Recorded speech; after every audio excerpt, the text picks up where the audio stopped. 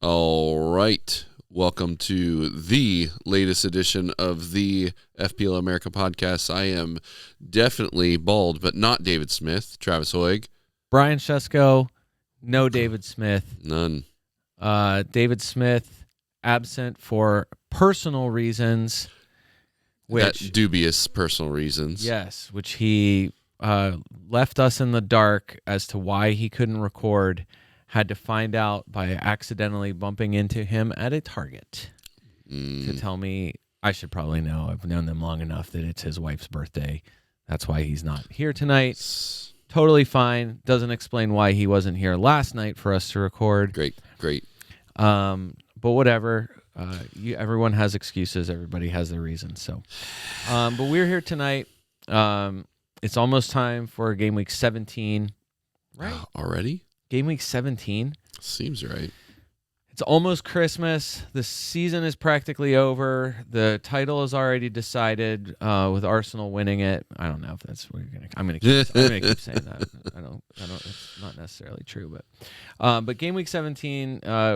It's kind of a big week. I feel like a lot happened last week that shifted a lot of thinking, and so yeah, let's talk about what happened a little bit last week. Mm-hmm. And let's decide on what I'm doing with my chips. Yeah, we need to talk about that. I left the things up that we're going to talk about from the beginning this time. Yeah. We want to blow through this and not be here all night. That sounds good. But cover a lot. So, Smart Stupid, let's talk about what we did last week that was good. So, Smart and Stupid, we were smart last week. I feel extremely smart about fading Crystal Palace. Yeah. I still feel good about it, but it's not stopping people, like content creators or people buying, from stopping Crystal Palace assets. The thing that might make you rethink it a little bit is that basically the whole first team was rested against Cups today. Almost every single first teamer didn't get a minute. But it still doesn't change the fact that it's a big fixture congestion. But either way, it worked last week. If you listened to us and you faded your Crystal Palace, benched your assets, sold your assets, you feel real good. Yeah, I think it's interesting that it seems like Crystal Palace's form has coincided directly with Sarr dropping off the boil as well, being injured and then dropping off the boil. Yeah, which is one way that we are stupid too, because we talked only as though Sarr was not going to play, and then look who was in the starting lineup, which didn't matter. It was right, fine. Sarr played. Yeah, so we were dumb about that, but in the grand scheme of things, Crystal Palace, I still feel good about just saying generally avoid. I don't care what color the color-rated matchup is for them. I personally was smart because two of my transfers last week were your guy, Ekitike, and Antoine Semenyo. Because you kept him. I went back to him. You went back to him. Interesting. Yeah, so I bought him. I did not have him. Okay. I sold him like everyone else did to get Foden weeks and weeks ago. But last week, for the exact reason I think everyone is now buying him, I wanted to get in a week early, and I felt pretty good about him. Manchester United, I think, might be gray on the matchup radar, and I absolutely do not care. They are bright green. Manchester United is as green of a matchup for attackers as there is in the league. And so I felt really good about getting Semenyo in because they play Burnley this week. Yeah. I was furious because Semenyo's price dropped after I bought him. Oh, really? So, like, from the time I got him midweek last week until the Game Week 16 deadline, his price went down a tenth. So hopefully information is better than. Hopefully I get that 10th back here before kickoff on Saturday. Speaking of Manchester United attackers, I think mostly it ended up proving to be right. Fernandes, Bruno is awesome. Yeah. Cunha ended up scoring. Diallo scored the opening goal for them. You called that he would be involved. Mason Mount was good, but he got subbed early. So I still I'm not We endorsing hit him more than as we a missed pick. on that one. Yeah, for sure. Mountain had really good early chances. And he got subbed early for Sheshko. So, but Never Manchester heard of him. United continues to crush. We get partial credit for only partial. I'm only giving us partial credit for Harry Wilson. The mere mention of the man is enough. Well, I mean, you said enough to get to the point where Dave sounded like he was going to buy him. He didn't because he's stupid. Yeah. But I mean, what did he end up with? A goal and 2 assists or something like that? 2 goals and assists. I think it was at least a lot. 16. I think it might have been an 18. And now, obviously, if not, he was right. He was over 900,000, so he was probably close to 1 million, if not over 1 million transfers in for their the home to Forest and right away to West Ham. It's going to probably continue, so that's interesting. I've got numbers that you are going to love about Harry Wilson when we get down there later. We get partial non-credit for also doing the same thing about Kieran Dewsbury Hall. And I say everyone would have transferred him in and been happy about it in 15 minutes or whatever he lasted before his hamstring exploded. Shame for him. That's you can't do anything about it. Don't be mad. And so I say that we were smart about Manchester United attackers, and I mentioned Diallo as an option, but I'm stupid because I talked about him as though he was still going to be around post AFCON, and he's obviously not. He's one of the Manchester United leavers for AFCON. So bringing him in was not a great idea. Stupid. Even if. Did I downplay Saka again? Not really. Just kind of on the fence a little bit on that. Not that I would take only if I was calling it stupid, I would call it partially stupid because, well, he got an 11, so it's 2 assists. However, it's also a fraudulent haul. And it prompted plenty of discussion because of the nature of the assist rule. Because they're both own goals? Well, yes, where they're both own goals, but also there's at least one content creator that they used the exact language that FPL uses.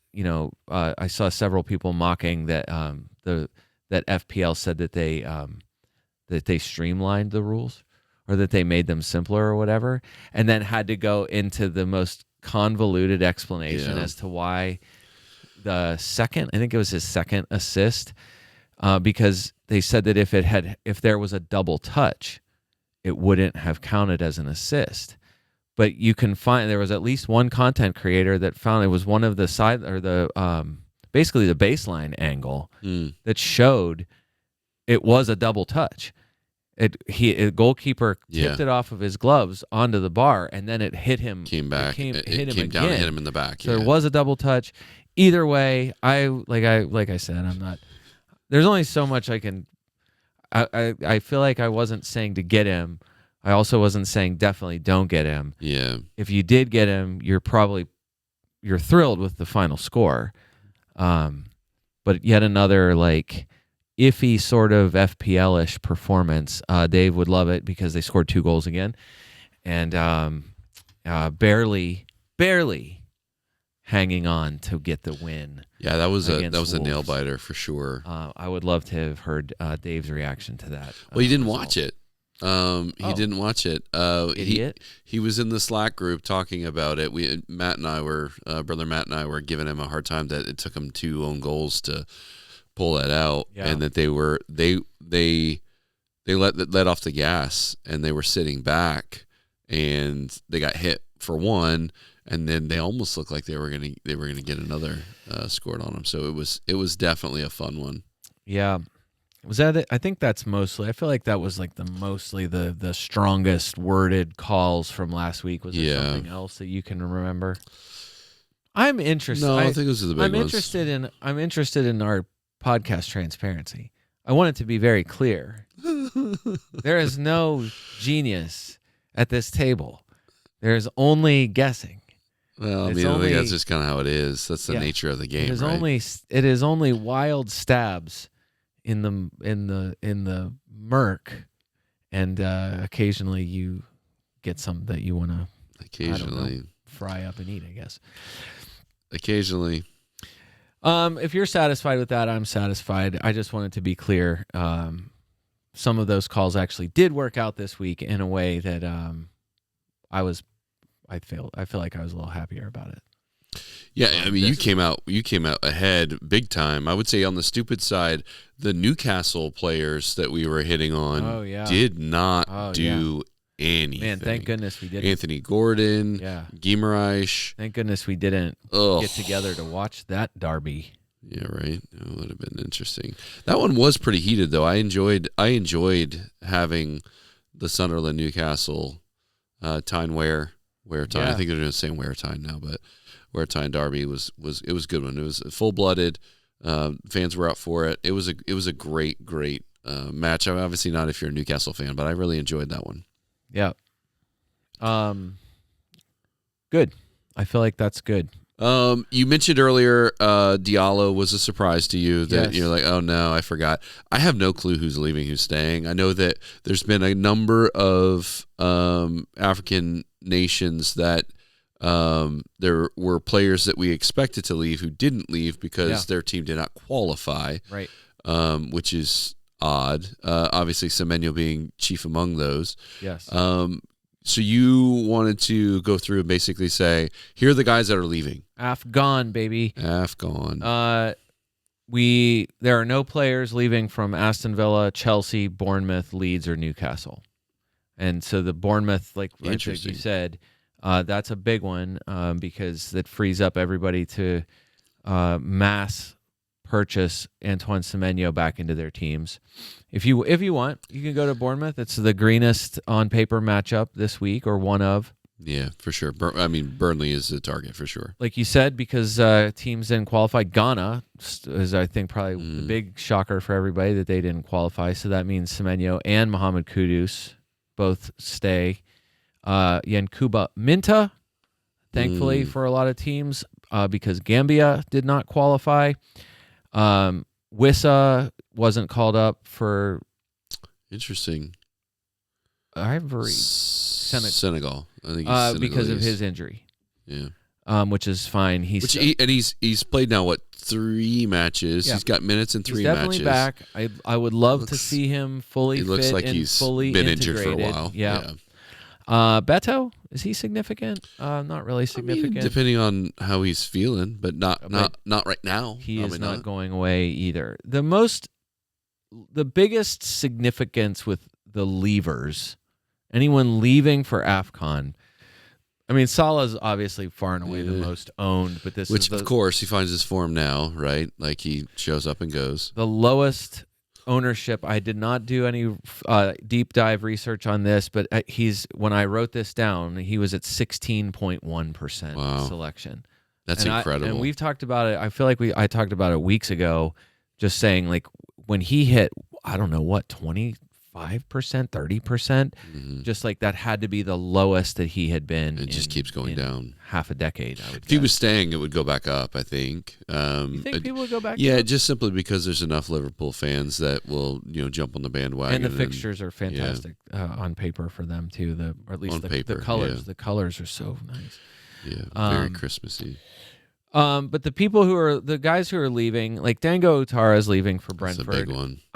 I think that might matter for them, especially now. We'll just say it up at the front that I think the FPL world rocked with the news that Thiago is yellow triangled, a doubt for the weekend. Manager saying essentially it was an enforced change. Who are they going to play up there? I don't know that.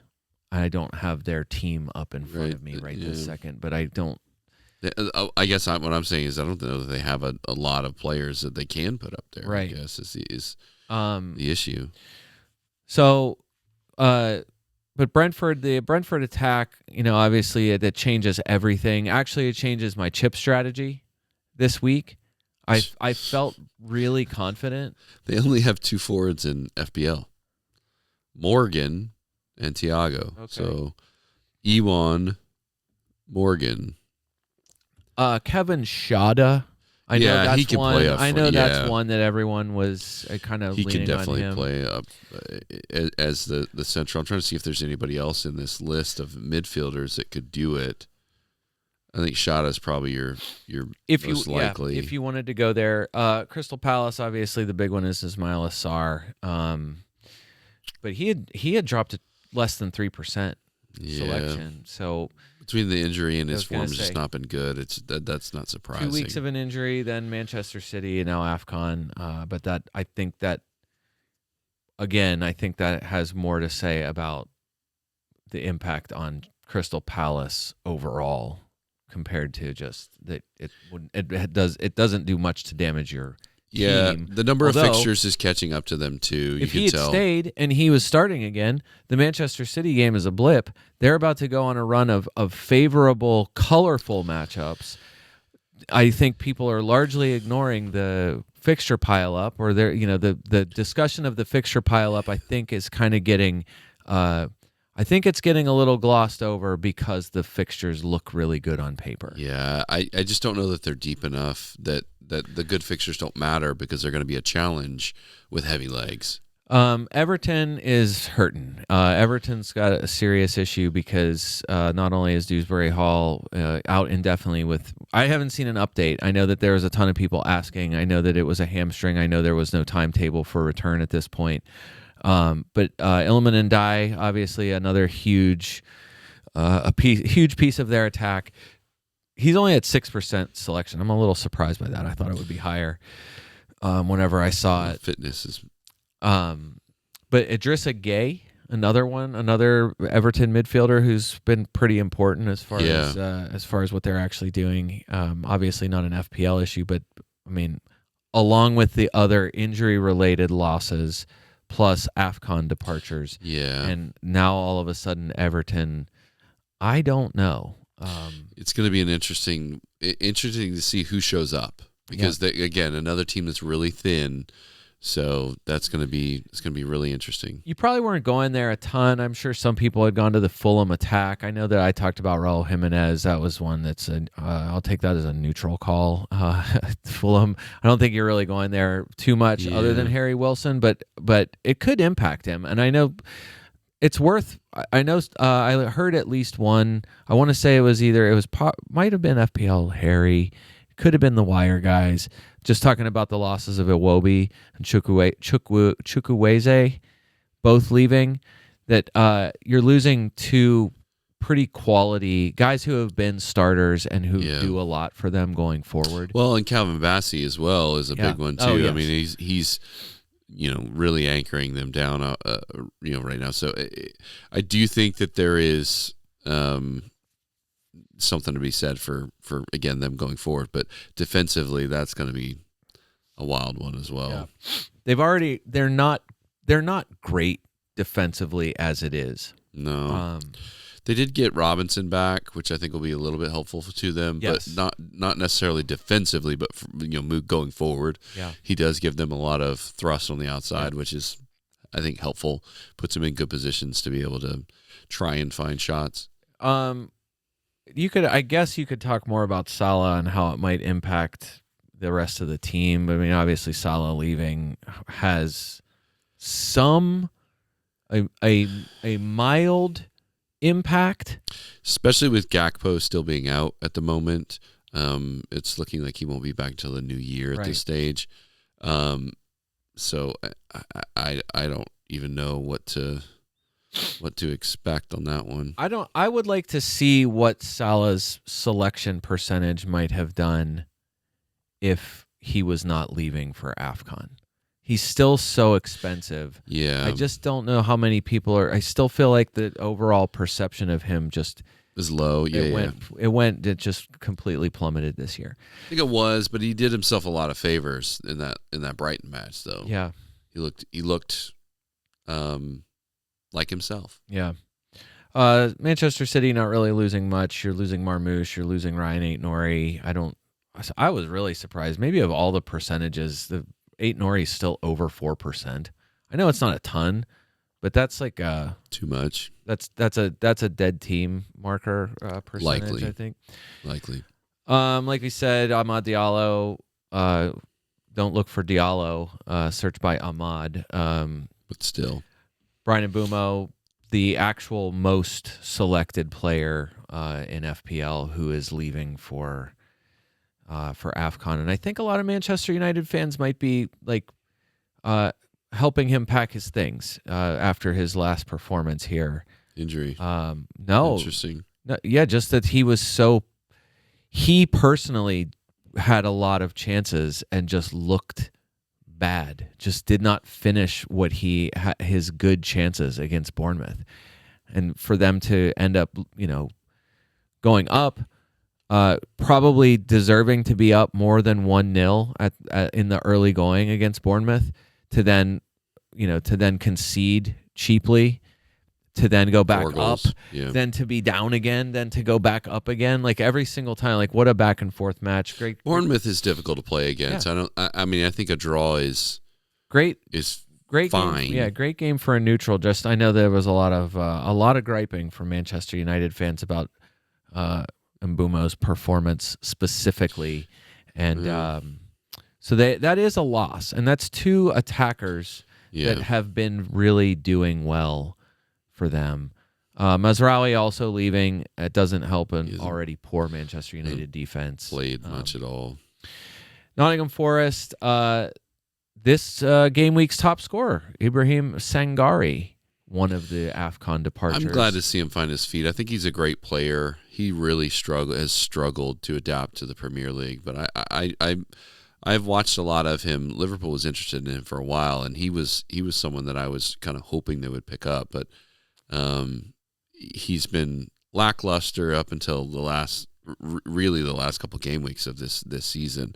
But I like to see him playing well. He's a beast. Team that's probably losing the most is Sunderland. It feels like half the team is leaving. Somehow not my team namesake, Simone Adingra. Adingra dropped from the Ivory Coast squad. Interesting. Largely because he's struggling for game time and minutes and just performance with Sunderland. So, but Sadiki. Well, because Sadiki's playing so well. One of the top defensive midfielders. Only for the team, only Xhaka and Rofes have played more minutes than him. Yeah. Reynildo, their top performing defender against Newcastle this past week, dropped a handful of time, but throughout the season. But he's a most of the time starter so far this season. And then everybody else that's leaving is occasional starter, bench depth. But it's still like those are some. It's two quality people who are leaving. I will say that Traore and Talby both have gotten a lot of minutes here recently and have both been pretty good. Talby especially, very, very influential in their attack for sure. So Sunderland has been on a tear. This is going to set them back. Sadiki is their energy. He has been their engine. I think this is going to hurt them pretty bad. It doesn't help them. Tottenham only loses of any significance. Pape Mata Sarr is leaving. A good player for them, but not somebody who obviously there was a time. He was definitely in Dave's squad earlier in the season. I'm sure there were plenty of people considering him in the early going, but not somebody that really matters much for FPL. West Ham get ready to struggle. Already struggling. West Ham losing Aaron Wan-Bissaka and Diouf. Wan-Bissaka also close to 5% selected, still hanging around. A lot of dead teams on that one too, I think. And then Wolves are losing Agbadou, who looks like a man mountain. A tiny percentage of people actually have him, but Wolves can hardly afford to lose a center back. But either way, he's a big guy. Those are your official leavers. There are definitely names in there. If they were not leaving, they would be considerations. Yeah. Some of them I think are going to have, I think we agree, are going to have major impact. Mm-hmm. Like it could be major impact. If only volume, right? Like for Sunderland, a lot of volume is an issue. So and Everton volume. Yeah, Everton losing. Maybe Ndai, the he's such a human highlight film so far this season. He's been clips of him have been shared so much. Even against Manchester City, I feel like that I saw so many like compilation videos of him shared, even though they didn't win the game. Yeah, That just he personally has looked so good. And then obviously that's penalty taker, and that's an extremely good piece that there is no 1-to-1 replacement for him for Everton. So, it will be great to see what happens with all of these teams who are losing their AFCON players. Benefit for everybody now. Did you use all your transfers? How many did you use? 4. I used. And I saved them up again, so I think I got 3 now. Yeah, I used 3. And I'm back to 3 again.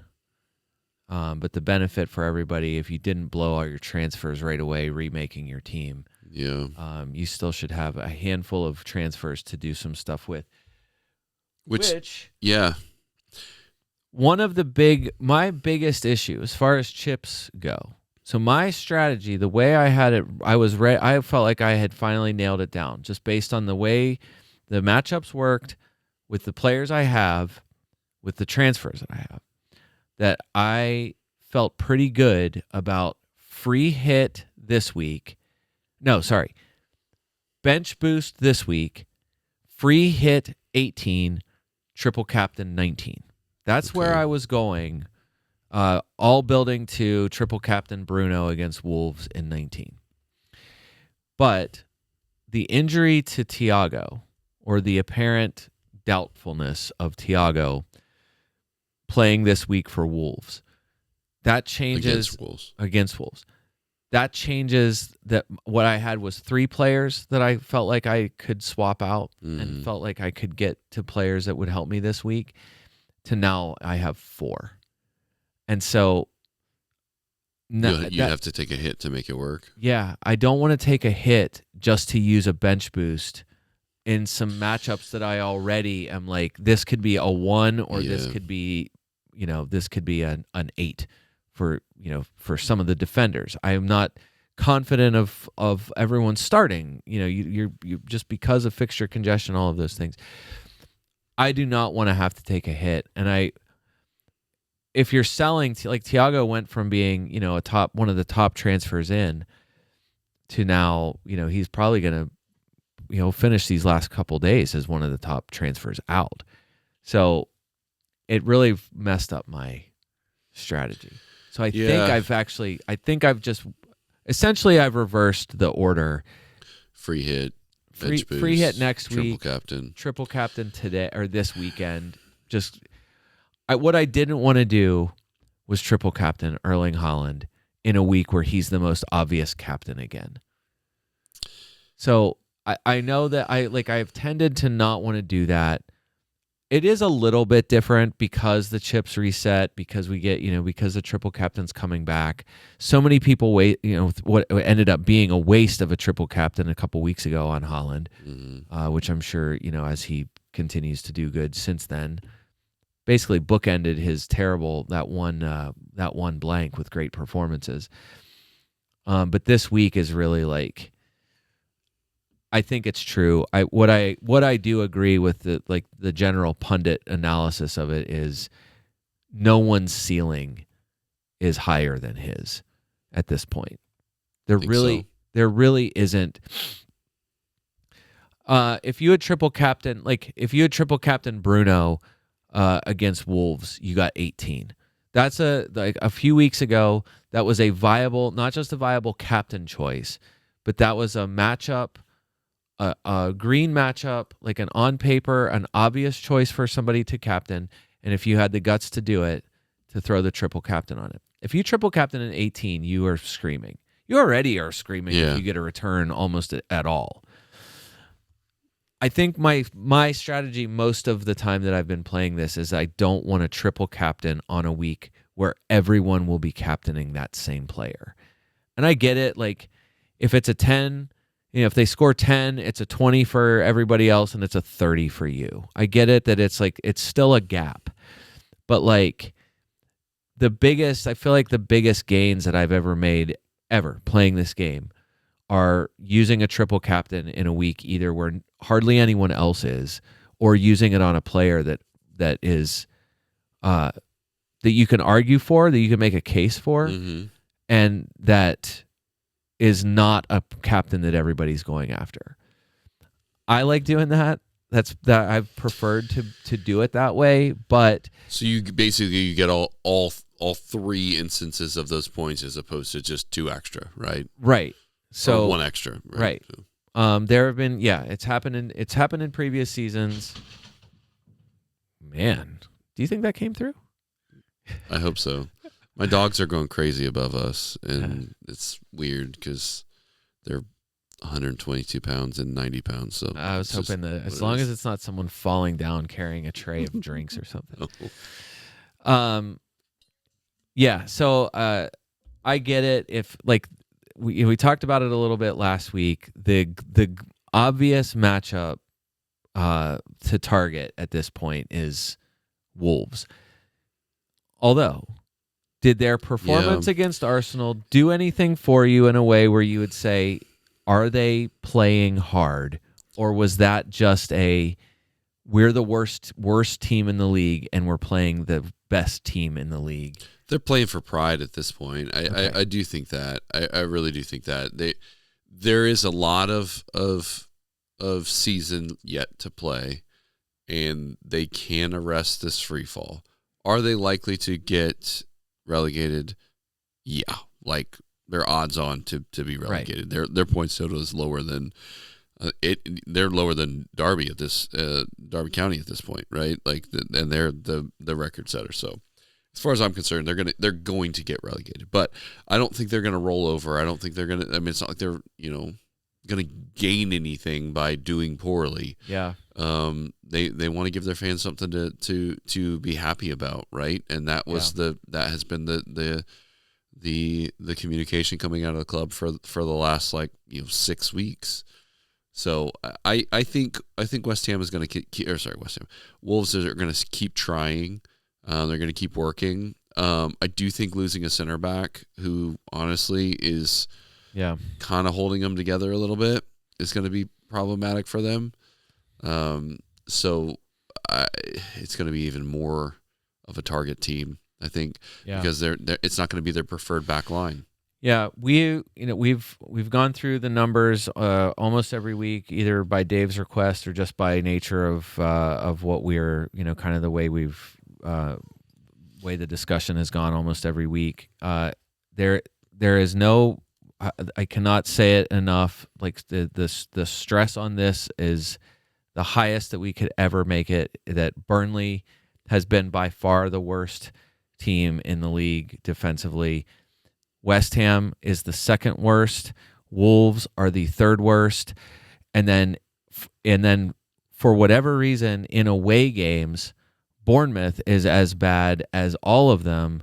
They've been terrible. Yeah. Manchester United is one of the worst defenses. Like there are so many of these teams that you kind of count on, or that you assume are terrible, and you're like, oh, actually, there's a couple of teams that are way above them in the table that have been just as poor defensively, and just I think we've kind of had it in our minds all along, like looking through the fixture tickers or whatever. Target Burnley, target Wolves. Mm-hmm. I think you can just as easily do that for a few other teams. But I think, to your point and to the point, I think that I definitely saw some other content creators suggesting that the Wolves' performance against Arsenal was at least enough to give you pause. Not necessarily that you look at them as like some dangerous matchup now, but that it was all of a sudden like maybe they're not going to be as big of a pushover as you expect them to be. I still think they're going to get. Well, I don't want to say that because I don't want to. I want to stay on the fence. We'll cover it next week on the Smart Dumb. Yeah, just that. I still would assume that when they play at Manchester United in game week 19. That Manchester United still should be able to handle them easily, I would think. But point is, if you still have a triple captainship, I'm guessing that you're putting it on Erling Haaland this week. You're just trying to figure out where to put it on Erling Haaland.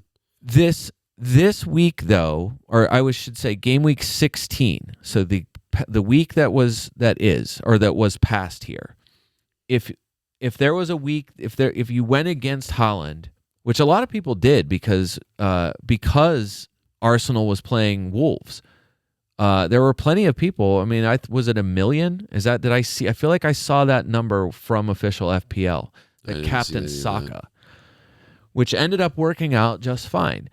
We talked about it last week. I really was torn a little bit between whether to captain Haaland or Foden.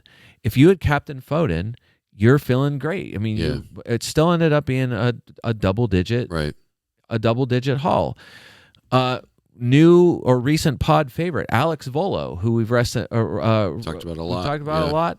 He published it pretty early, or by midweek last week, that he was captaining Ekitike.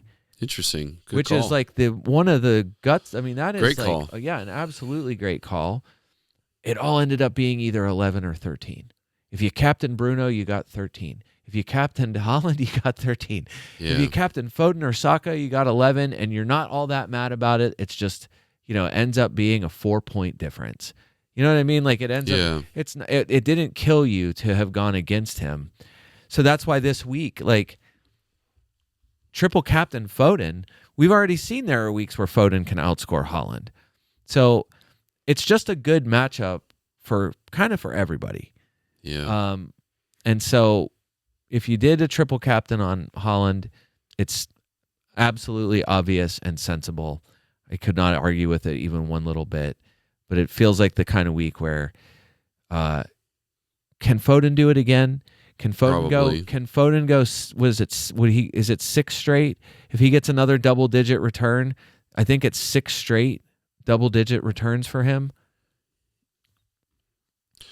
I wouldn't be. 1, 2, 3, 4. It would be 5 straight. It would be his 5th straight.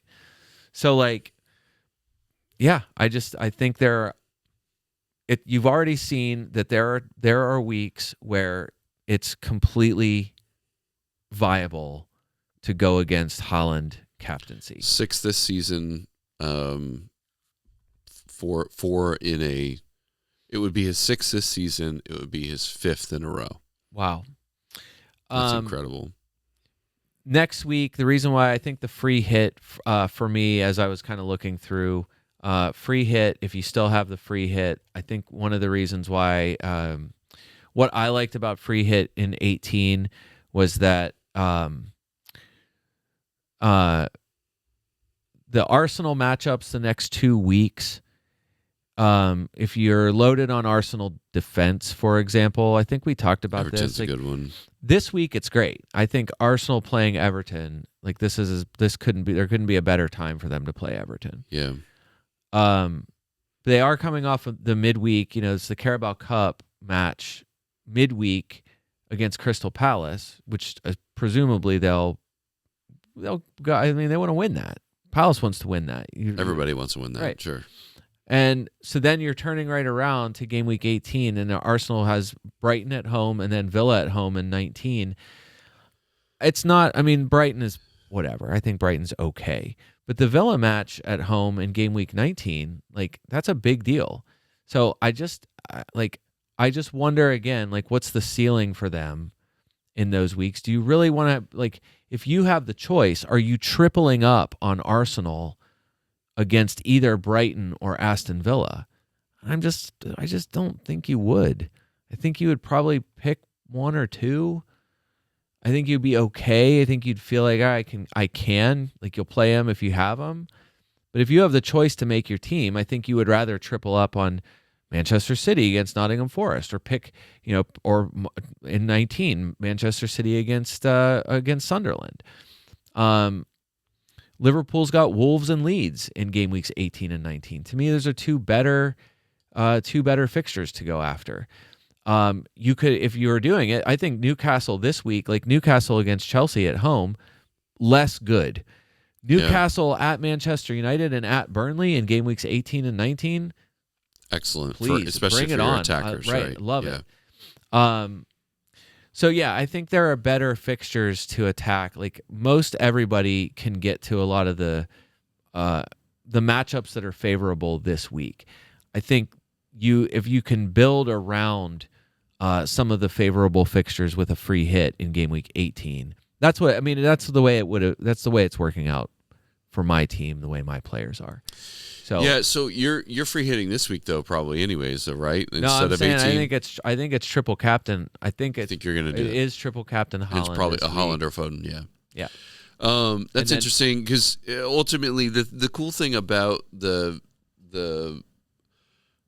chips that you've got left, primarily the bench boost, is the idea that you basically can do a wild card and bench boost in the same week if you play your cards correctly, right? Because you have all those extra transfers that you were running before. So I'd be interested to see, what you're looking at for that. Then what are you going to do with your bench boost? So bench boost, the way that's going to have to be is, so here's the other part of the Thiago. Like I said, I was prepared. So my players that would be leaving were going to be Granit Xhaka. It would be, that you were transferring out. Yeah, I'm not that are leaving for AFCON. Yeah, I'm leaving. Like yeah, they are leaving my AFCON. team. They would be leaving my team. It would have been Xhaka. I would have had to move Reece James.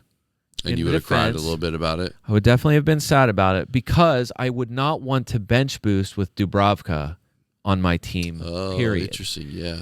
So it was the planned moves. I would have had basically almost $1 left over. Xhaka out, Harry Wilson in, Reece James out, and probably Van Hecke from Brighton in. Mm-hmm.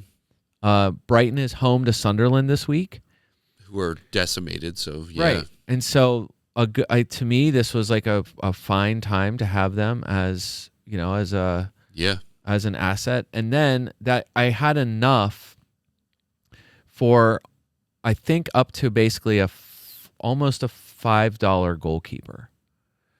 So Dubravka up to, and so some of the I think that's, that is Roofs. I don't want to put him in this week. I don't want Sunderland at Brighton. I don't think didn't want to go that way. I didn't want to do, I sold Petrovic, Bournemouth Petrovic. Mm-hmm.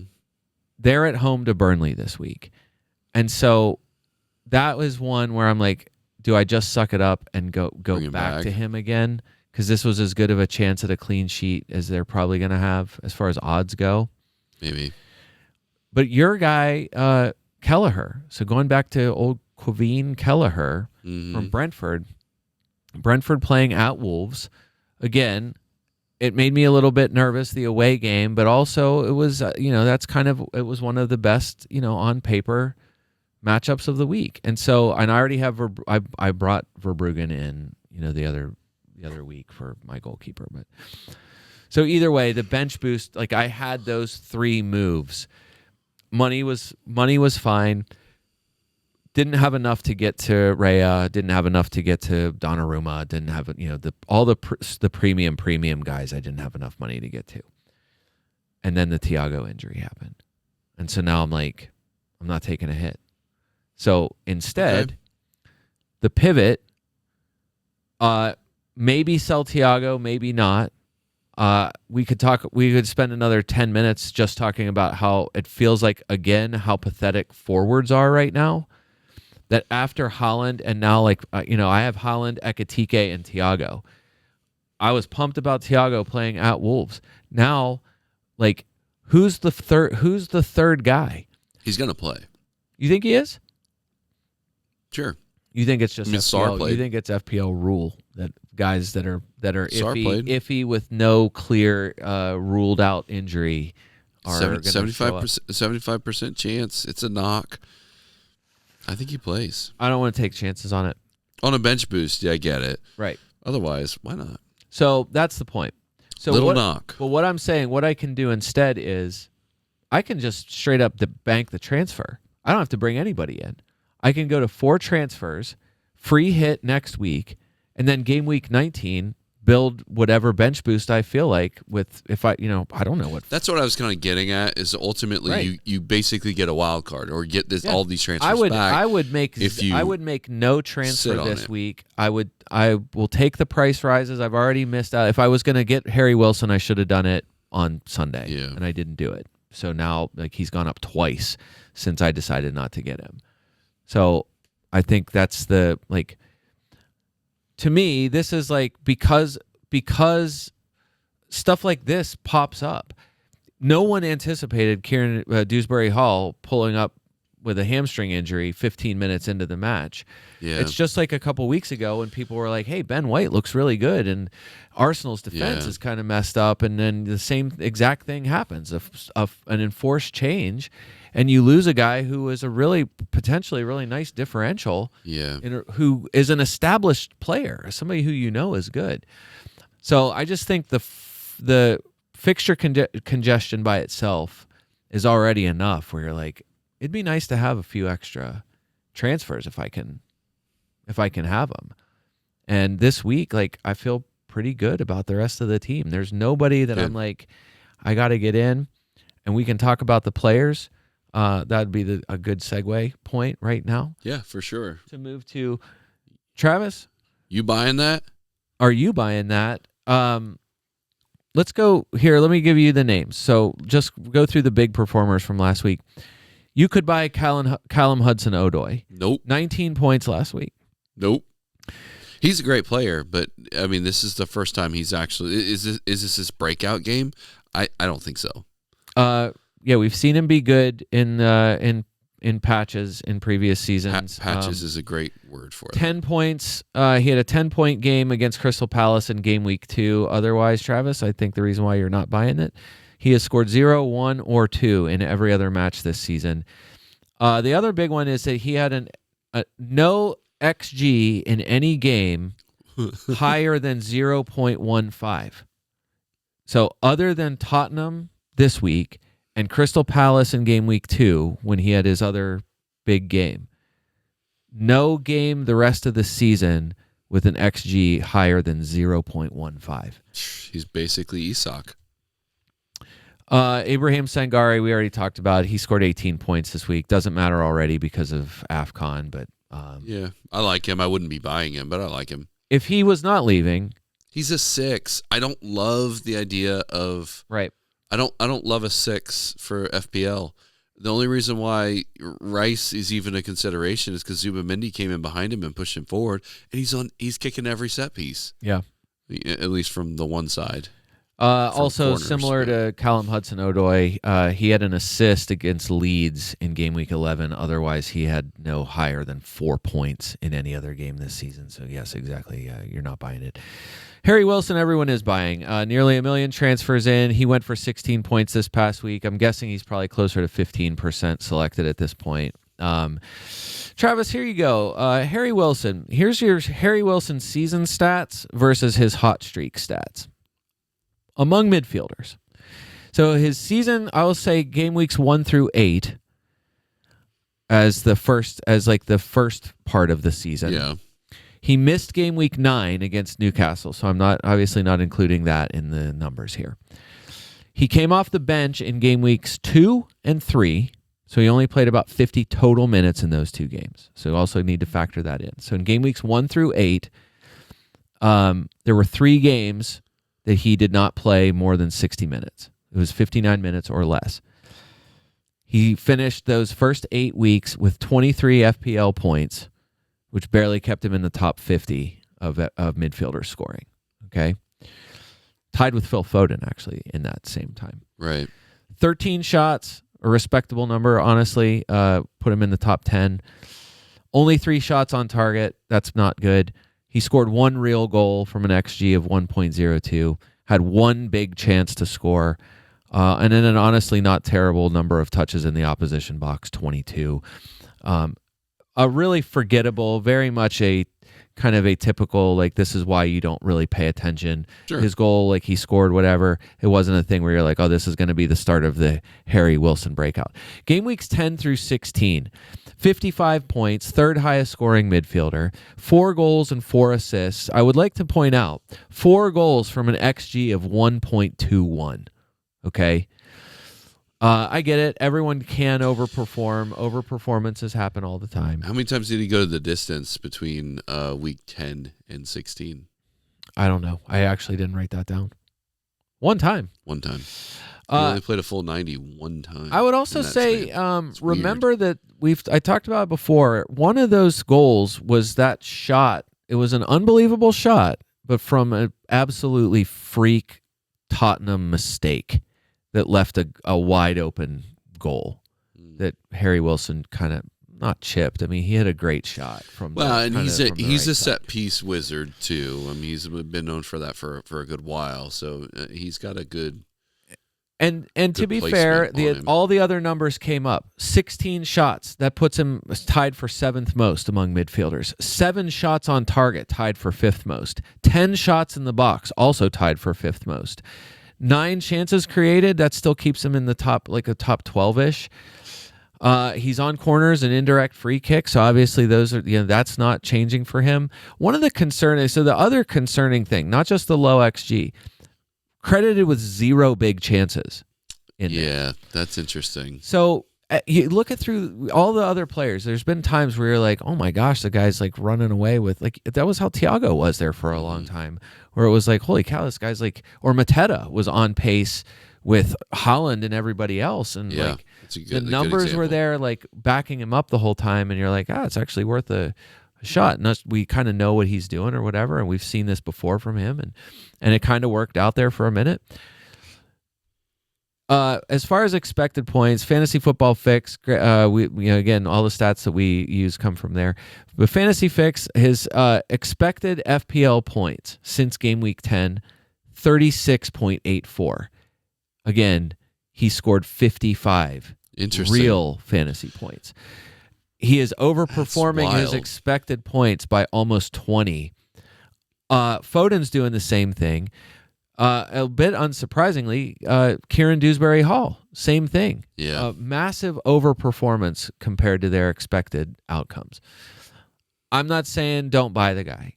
I'm saying he was an active consideration for me, just on heat, like just on the pure like the performances to kind of demand attention. But like all you really have now, you have. Like, he's strung together a bunch here in a row. You have the manager singing his praises, and all you really have, like, I guess, is the hope that it continues. I mean, I think at this stage he's proven that he can continue doing it for a span of time. The fact of the matter is, it's been several months that he's been hot like this, right? Consistently. So I would say I'm buying. I don't think I actually will, just because I don't have the real estate to put him in. Who would you move out for him? I am. That's the problem, is that the only person that I'm even considering moving out is I've got Eza. Oh, okay. Well, you would do that. Yeah, and that's the thing, is that, like, I would have to have a reason to move him out to spend the money. But as against Everton this week. Oh, right. Like, I'm not motivated to do it now. Right. So as far as I'm concerned, I mean, it's mostly just a matter of, after this week, maybe, and if likely Wilson's going to get like a 3, and then it's going to make that decision a lot harder to make, right? Especially because of the money that I gain from making that move, right? Yeah. I'm a little bit. I'm torn. I mean, I understand.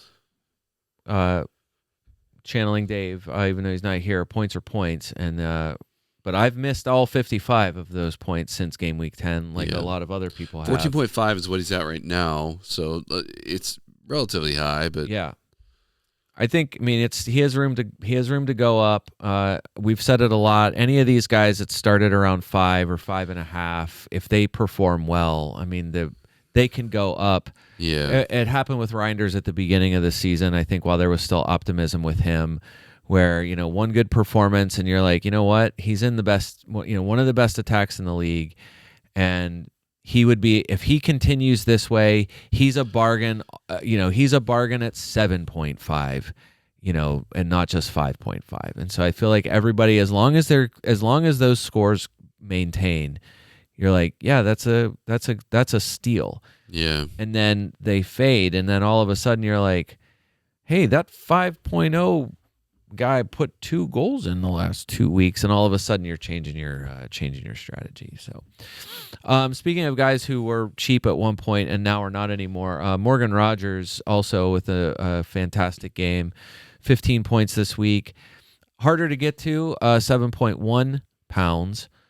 Still over 13%, though. He was up to 13.1%. You want to know something weird? Tell me something weird. His numbers are so oddly similar to Harry Wilson's since in the same time, since game week 10.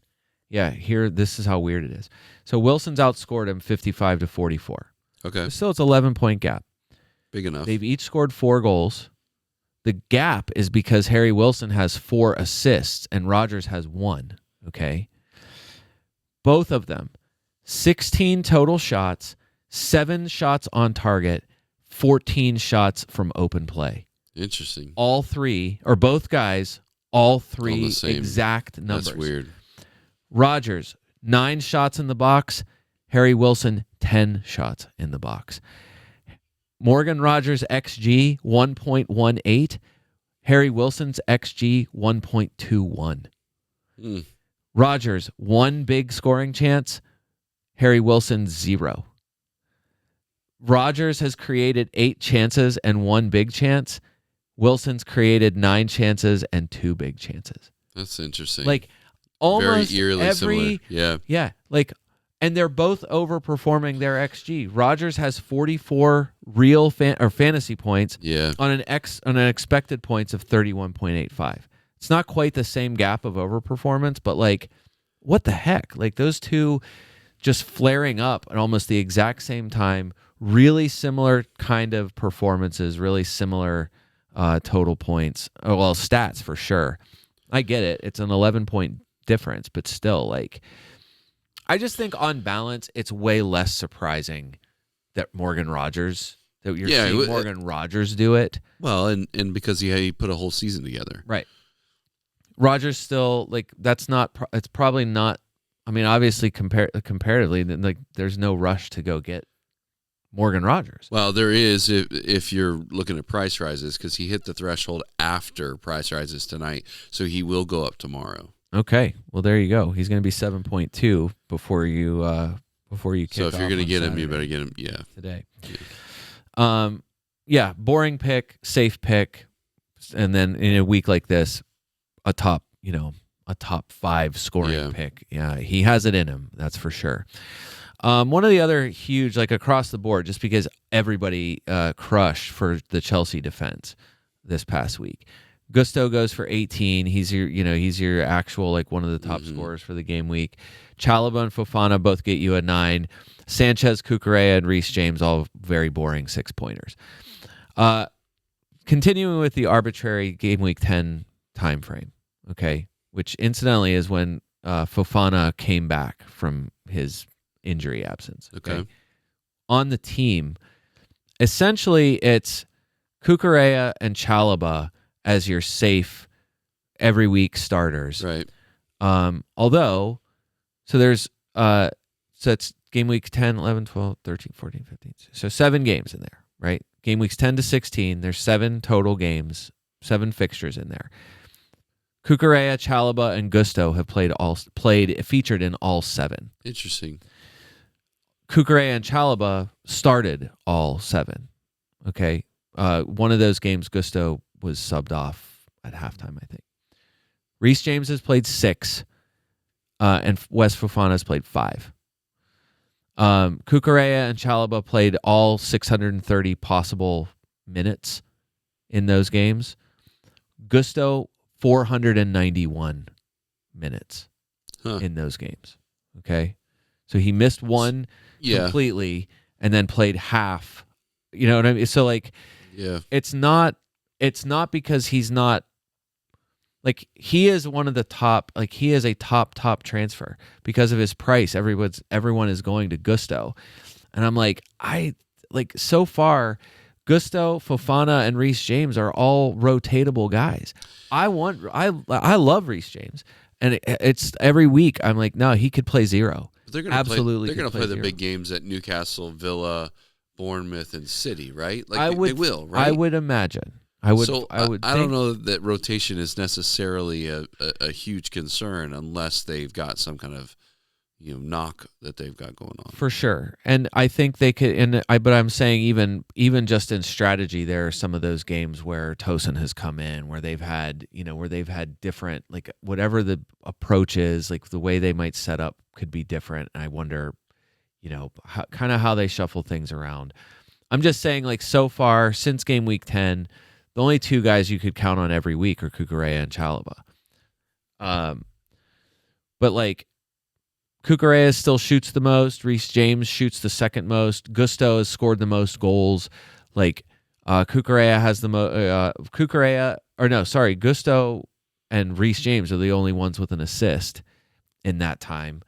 Like, the guys who create are basically right along the lines that you'd expect. Reece James and Cucurella shooting the most, Gusto and Reece James creating a little bit more. You know what I mean? Like, to me, all of the, like, kind of how you sort this out, you could make a case for any guy based on either security of starts, security of minutes, attacking returns.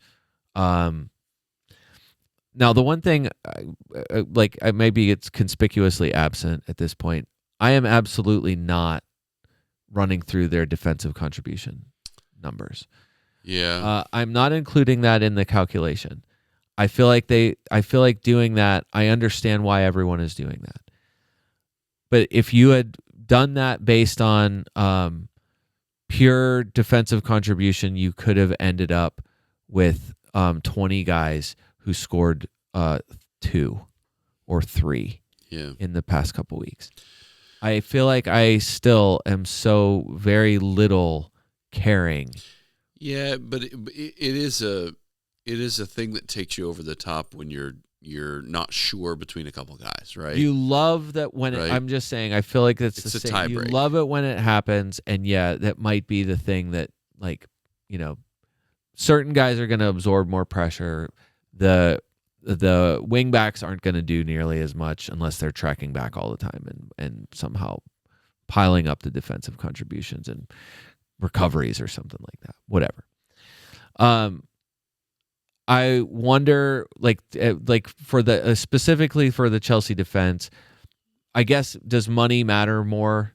If money matters, Chalobah's 5'5", Cucurella is an expensive 6'2". You're right.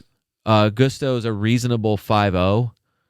Fofana feels like a steal at 4.4. If he plays. As long as he plays. Right. So he offers the lowest attacking threat of all of those players, but he's by far the cheapest. And then Reece James is, I would argue, it might be their best actual player, but it also feels expensive at 5.6, very rotatable. The attacking threat, is that enough to balance it out? I don't know.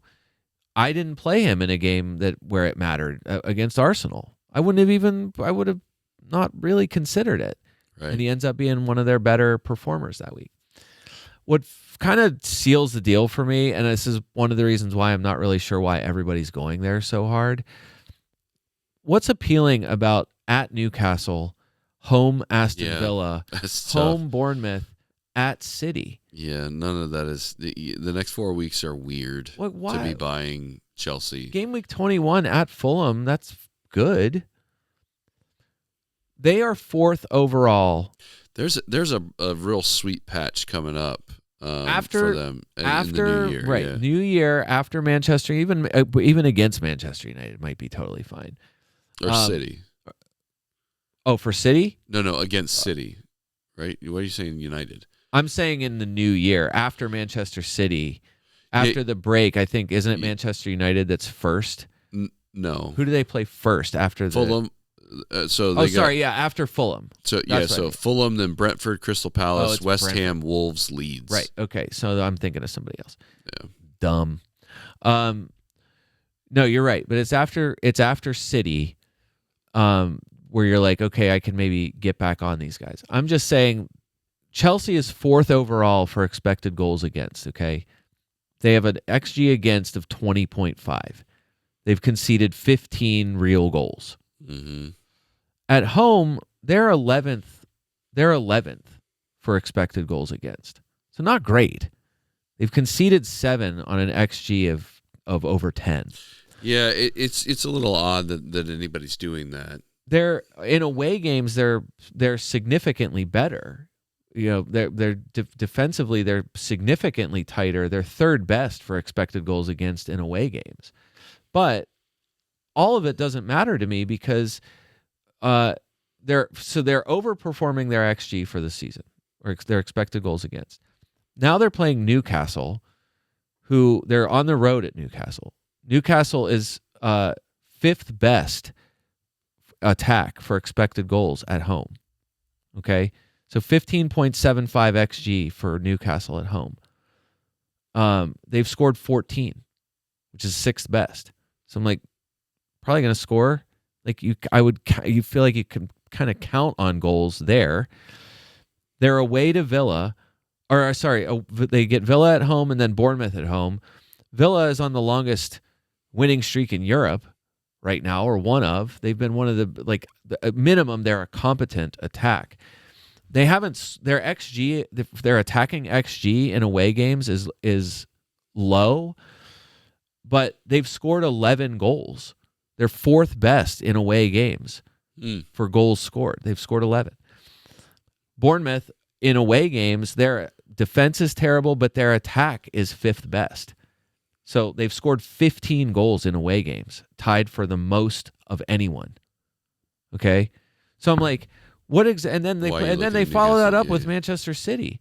Like, Manchester City has now overtaken their number 1 attack in home games, best XG and best and actual most goals scored. So I'm like seeing so many Chelsea players so high up on the transfers in. I'm like, for what? 2 weeks of clean sheets. Just wait till. I'm trying to find a way to get them out of the team. Like I just don't see it. But whatever. Manage your own team your way. The Bournemouth attackers, Tavernier goes for 12 this past week. He went up as well tonight. And understandable. Tavernier and Semenyo, I said, went up. Semenyo and Evan Nielsen both get goals against Manchester United. The gap between Semenyo and Tavernier, subtitle this section, closer than you probably think. Clickety-click. For the season, Semenyo, I think you're not surprised to see Semenyo is significantly ahead. Yeah. But he's been, he on faded. The decline a little bit. The gap is 16 points. Semenyo scored 89 points. Tavernier's on 73. So that's already, to me, when I saw that, I was like, that's not as big of a cushion as I think I would have expected it to be. Especially how hot Semenyo was to start the year. Tavernier wasn't getting the minutes, though, was part of the other issue, too. Right. But Semenyo scored 7 goals. Tavernier's got 4. Their XG is, not too far off. It's 5.6 for Semenyo, 3.6 for Tavernier. But shots, the thing that has differentiated Semenyo for a lot of the season, Semenyo's got 35 shots for the season. Tavernier's on 31. So it's not like this is Semenyo's running away with the statistics or whatever. Tavernier is close to him. Their shots on target is a gap. Tavernier's got 10, Semenyo's got 20. And shots in the box, Semenyo's just the closer attacker. But Semenyo, 8 big chances, Tavernier 5. Touches in the opposition box, Semenyo 68, Tavernier 55. It's not Tavernier's still getting in there. So, and then the biggest thing is Semenyo's 7.5 and Tavernier's 5.4. Well, now 7.6 and 5.6. But Tavernier at 5.6, like by attacking numbers, I would guess that he's every bit as good as like just on volume as Harry Wilson, and a big differential. He's still at 2.3 right now, right? And also correction on what I said. He wasn't getting the minutes, but he wasn't getting the minutes in the first couple of weeks of the season. Since game week 8, he's only not gotten 90 minutes once. Yep, which is obviously, in my face, right? Yeah, huge in your face. The fixture is what's. I mean, everyone's piling up on this particular fixture. Yeah, I mean, I guess that's good. It can always stuff like that. You didn't consider triple captaining Semenyo instead of Holland this week? I am not. I wouldn't seriously consider it in a way where I would like my fingers hovering over the button to do it. It wouldn't be totally crazy though, right? No, I don't think it's crazy at all. I do think that like it's not just like ceiling. I don't just want to put it at he can only score, we know Holland can score whatever. He can score 4 in a game, and what's the most that Semenyo has had? Semenyo had an 18-pointer this season against Fulham. Right. He had a 13-pointer against Brighton in week 4, and he scored 15 in the opening game against Liverpool. So don't tell me he doesn't have. I mean, he obviously has double-digit capability. Yeah. It's just that happened at this point a long time ago. Yeah, there are 2 other guys that went up tonight as we record this on a Thursday. One of those, well, actually, we talked about both of them pre-pod. One of those is Manchester City's Matheus Nunes. Yeah. He goes from 5.3 to 5.4. Okay. You mentioned Nico O'Reilly is getting all the love, but meanwhile Nunes is quietly scoring similar amounts. Obviously the preferred Manchester City starting defense, Nunes, O'Reilly, Gvardiol, Ruben Diaz. So it's been mostly those guys most of the time. And I say that because since Gvardiol came back from his injury, since he starting again in game week 4, Diaz and Nico O'Reilly have played 13 of those games. Josko Gvardiol and Nunes have played 12. Interesting. So they have, the 4 of them have played the majority of the minutes and the majority of the games. The gap even in minutes, like Nunes has played the fewest, and he's still played over 1,000 minutes since game week 4. Diaz has played all the minutes, so 1,170 minutes since game week 4.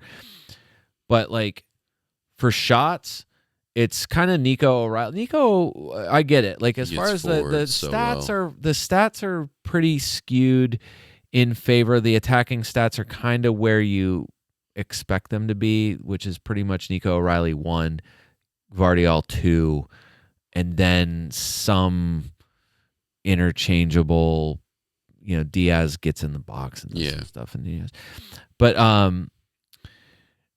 it's just that with the chance creation, like Nunes has got, he's up there with Nico O'Reilly. So 12 chances created since game week 4 for Nico, and 8 chances created for Nunes. So it's fine. But the points, I mean, just the point differential, like all the stats, everything else, since game week 4, Ruben Diaz and Nico O'Reilly, 67 FPL points. Nunes, 65. Gvardiol, 61. Who's the bad pick there? Right. Like the only thing that you could have done is saved yourself some money through that whole time. If obviously if you had both or two of them or whatever, you're feeling pretty good, but nobody was doing that. You had Holland and maybe one other guy. Right. Now you're, 2 of your spots are probably taken up with Holland and Foden. And then, Donnarumma has been a really popular transfer in, and Nico is a really popular transfer in weeks and weeks ago. Yep. So now, like, Nico's at 10%. Gvardiol's at 8.5% earlier today. Diaz is at 6.6%.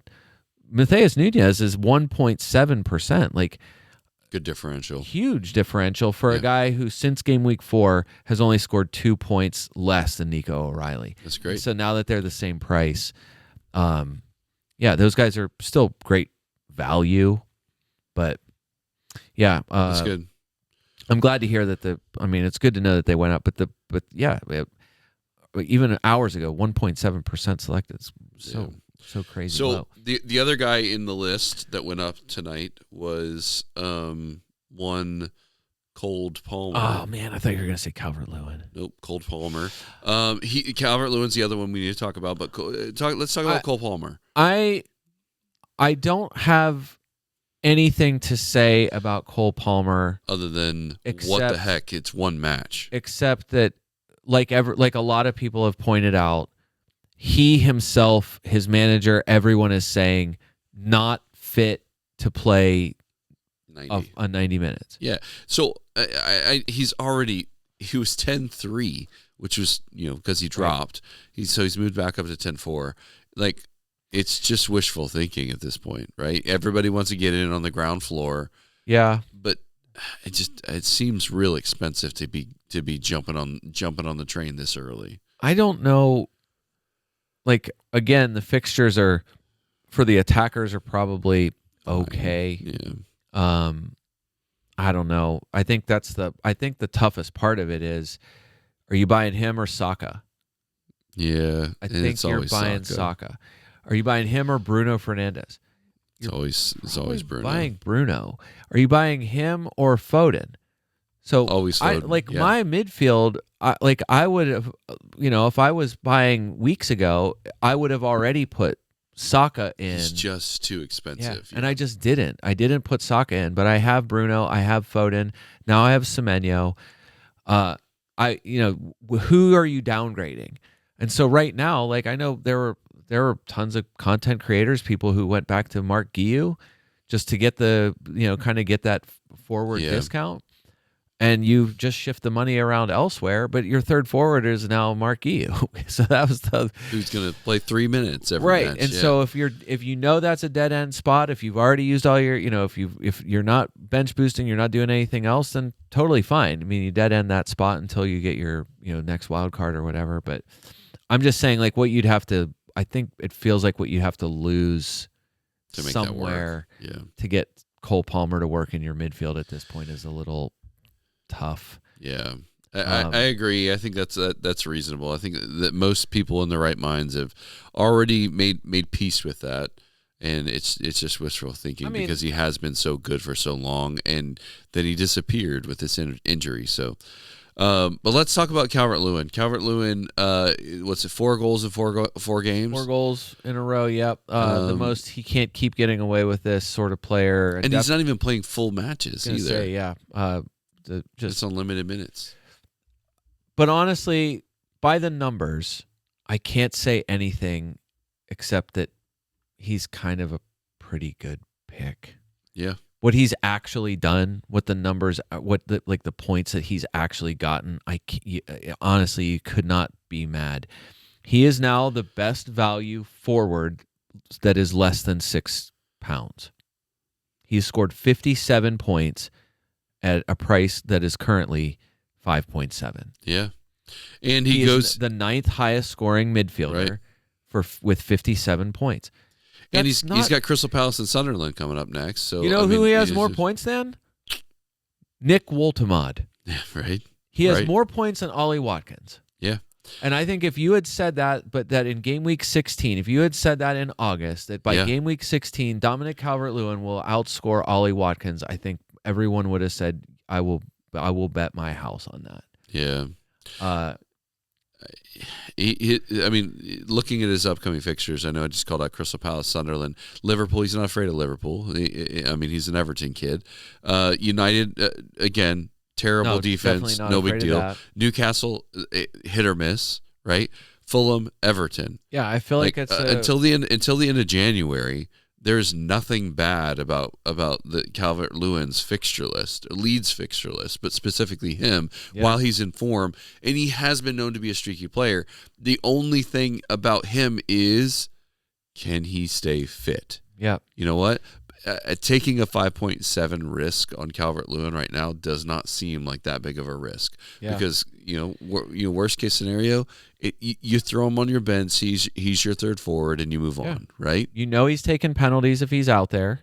So, so my question to you is: if Thiago really is injured, isn't Calvert-Lewin not a terrible What's pick? sad is he's now one of the guys where I'm like, yeah, you know what? If I needed that spot and I need somebody who can score a goal, he's one of the few guys where you're like, yeah, I can kind of buy that. Yeah. 30 shots, 13 shots on target, both tied for 5th most among forwards. He's still shooting a ton. Yeah. He's how many games? Look through his list. How many games 4 games ago, he came off the bench and played, 13 minutes and scored the penalty in that game. That's what started this streak. 10 big chances this season, 4th most among forwards. Wow. I know that number was out there even weeks ago whenever when he was a pick and he actually crushed people's souls with the multiple terrible performances and then gets benched and you're like, yeah, this is exactly the way this is proper order. And then he comes off the bench and scores a penalty and now can't stop scoring goals and you're like, I don't want to do this. There's no way. I laughed like a lot of other people did when everyone was suggesting him. I don't know what it was probably we said something 8 about weeks it ago. Yeah, we said we joked about it weeks ago, and we joked about it last week. I think even there's no way I was going to do that, and now all of a sudden I'm like I have to admit the numbers are actually he's there. There, I understand why you would do it. It's just that it's Dominic Calvert-Lewin, and he's decently creative. That's the thing. Yeah, 10 chances created is tied for 3rd most among forwards. Like you said, fixtures are playable. They're not great, but they're playable. And yeah, I mean, I think even if for me, I would be looking at it as, because of now with chip strategy, if I am bench boosting in game week 19, I don't love Leeds at Liverpool. I get it that they just got a 2-2 miracle against you guys recently. I don't know that that's going to happen again. There's nothing that says it can't be. Right, I understand. I just don't love that on a for me, I wouldn't love that on a bench boost that week. There's probably somebody else that I would. Who knows what's going to pop up in the next 3 matches? But I mean, and that was at Anfield too. I mean, so they're coming back to Ellen Road to play Liverpool, which is, I think, the key component here is not only are they buoyed by the fact that they went to Anfield and got a draw, they'll be at home. Yeah, right. They're even more fun there. So this is a good time for you to tell the folks at home, Travis, whether Ekitike is trustworthy or not. Yeah, no, I think that's a good segue to. Yeah, I think so. I think so. I think he looks at business. I think he is starting to prove that he can consistently deliver performances. Do you endorse my transfer in of him last week? Obviously, I mean that paid off big time. You're making your mid-season move now. Historically, you are terrible at the beginning of the season, and then all of a sudden you make a late charge, mid-season middle charge, and then a super late charge, and titles decided. Your mid-season charge is on. Title decided, man. It's already over. Arsenal won, and I'm not Arsenal. Whatever. The decision to buy last week, it was a combination of the fixture, which I thought was good. Yeah. And then the belief that he has been clearly better. I feel like we've said this week on week that he's clearly better. Absolutely. I don't care how fit or not Isak is. It seems like Ekitike just has something else. He's comfortable, more so than anything. He's loving being there. He is embracing the opportunity in ways that top players do. And even more so than that, he has taken Isak coming in stride as a challenge to rise above and kind of put a little chip on his shoulder, right? that, you know what, I'm going to make, and he said this, I'm going to make it as hard for the manager as possible. It's like, all I can do is keep scoring and make his job harder. That's all I can do, right? I can't change the fact that people think that Isak is better, but I can, go out and do my job, make my manager's job even harder.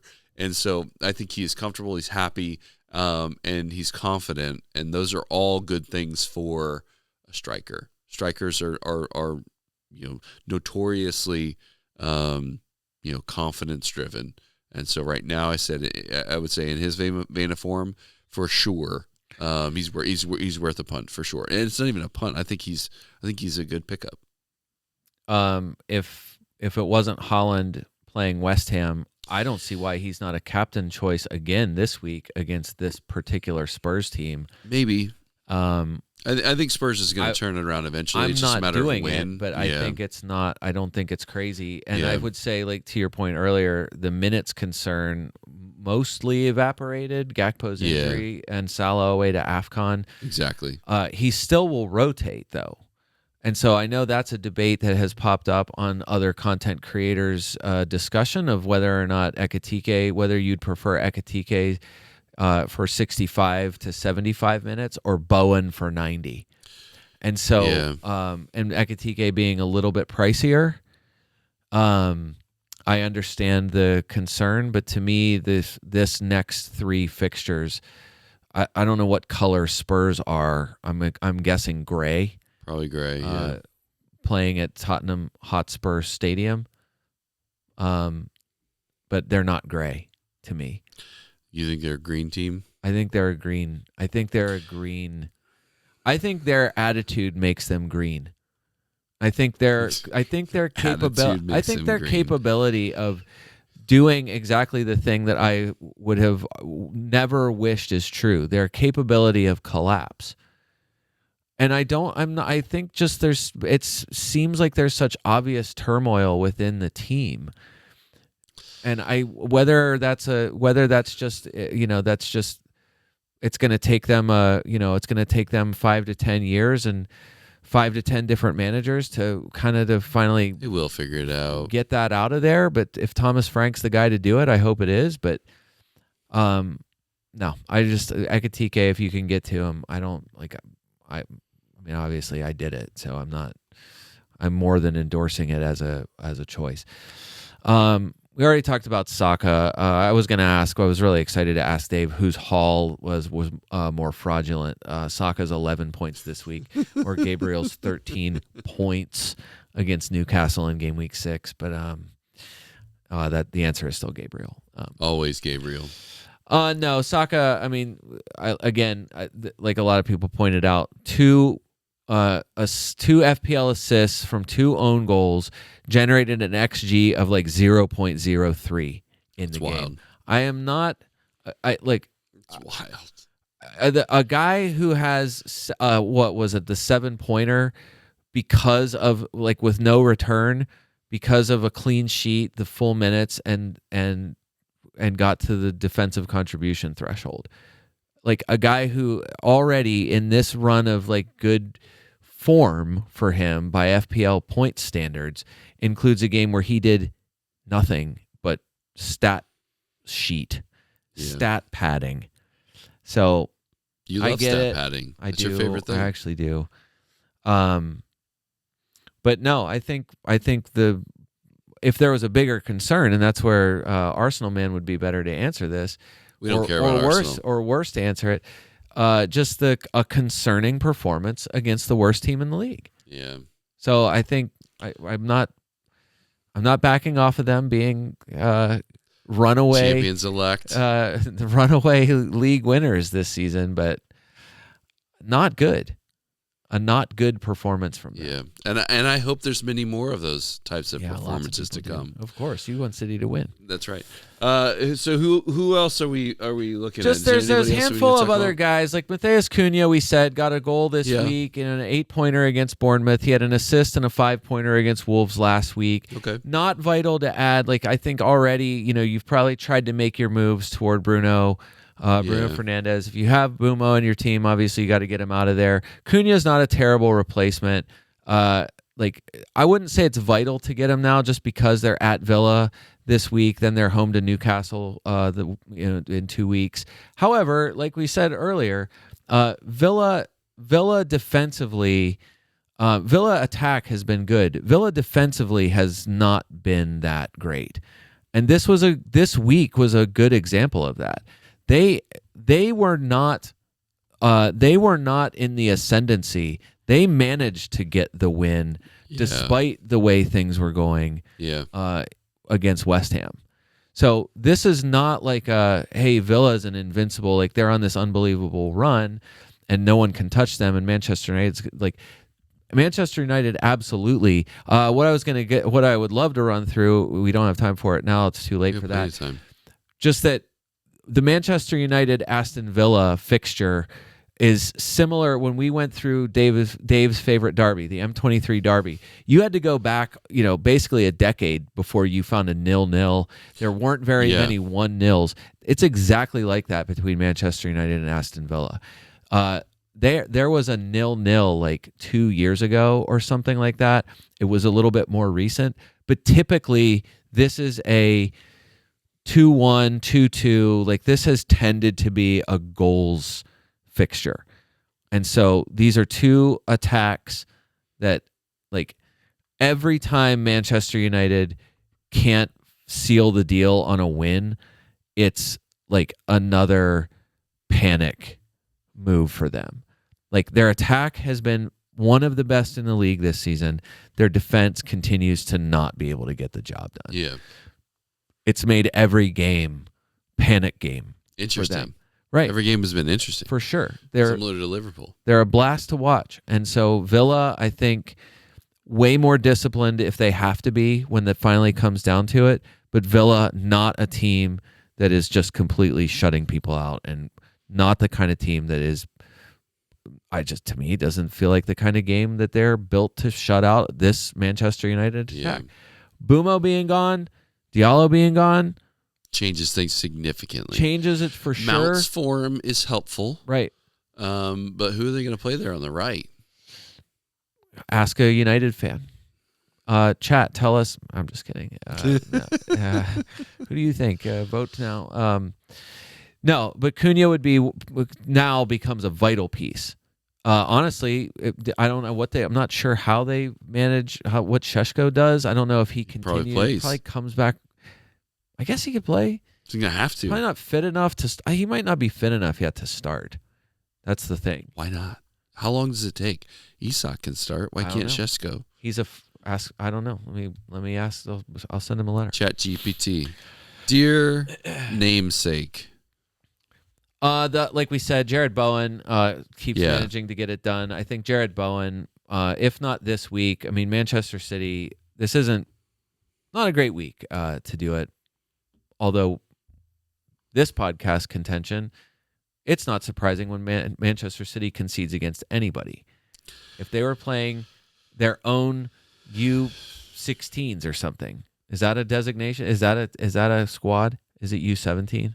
I don't even know. A better podcast. U21s, usually.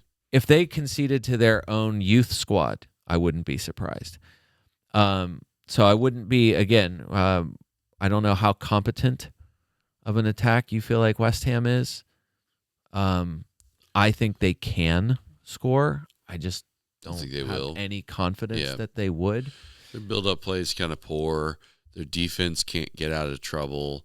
It's just, it's all hands all the time on the defensive side, and anything they get is a break or a set piece of some kind. So yeah, and even then they're not great at it. No. So this is a pile on Manchester City for obvious reasons. I'm saying that the discussion for a lot of people has been, but Bowen's minutes are safe. He is absolutely 90s across the board. He is going to play 90 minutes. There is a safety and security in that is completely understandable. It's just he feels like a guy that's going to get maybe a goal even in good matchups. Maybe he gets an assist in a medium matchup. So I understand why you would go to him. I don't understand why you would go to him this week. Yeah, this week doesn't make sense. All right, so that said, your triple captain likely this week. What moves are you making? Any? You going to sit on him, save him, like you said? Without another injury, there's no one compelling, like we said, at forward. So I don't feel like the pressure. I don't feel like I've got to get Thiago out of my team. The top other transfers in, like Calvert-Lewin, like you said, he's third most transferred in. Bowen fourth. Why? And then Guiu, and then Krupi Jr., and then Mateta, and then Welbeck, and Evan Nielsen is the first player on that list where I'm like, if I wanted to do a straight swap to go after a matchup, it would be to sell Thiago to go for Evan Nielsen and try to maybe capitalize, and maybe this is the start of something for Evan Nielsen and Bournemouth in a good matchup at home. I don't buy it. And I just don't really feel like I want to do that. Yeah. The transfer to me is more valuable. I like the starting 11 that I can put together, and banking a transfer this week helps me out a ton for a bench boost that will happen in game week 19. So no move planned for me whatsoever. Not even Granit Xhaka out, Harry Wilson in. Okay.